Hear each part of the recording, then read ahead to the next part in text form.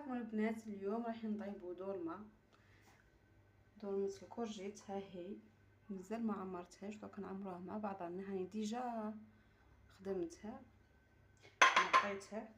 يلا نوجدوا الوصفه مع بعضنا اللي هي بصله، حشاوش، ثوم، نحطوهم مع بعضهم. نزيدوا لها شويه زيت.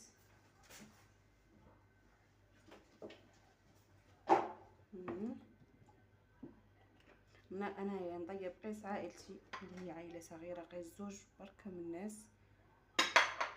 نزيدوا لها التوابل اللي هما عرق اصفر، نفتحوها خير.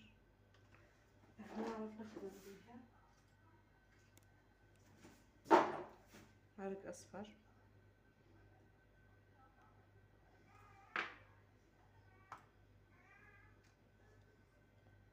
قرفه،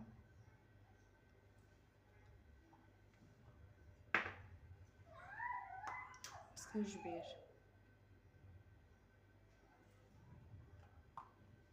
نزيدو لها ثاني ملح، متنساوش البنات الملح.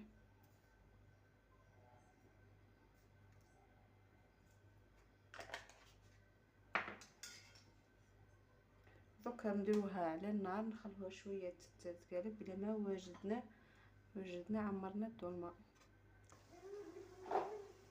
هنا ها هو عندنا الدجاج. انا على نفسي ندير الدجاج نديرلو شويه قرفه بركه، كثرلوش ياسر. شويه بصله فقط، هذا اللي نديرلو انايا.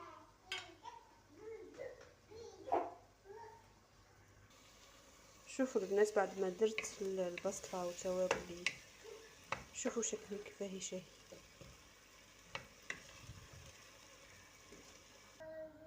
شوفوا هنا بعد ما حشينا الكورجيت حشيتها وكملت.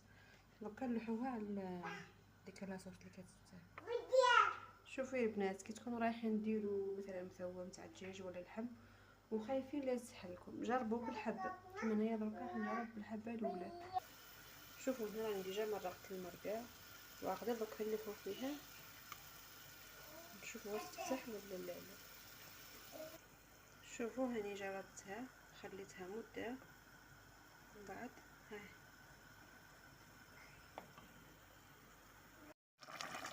هاي دركا لحت الخضره، متنساوش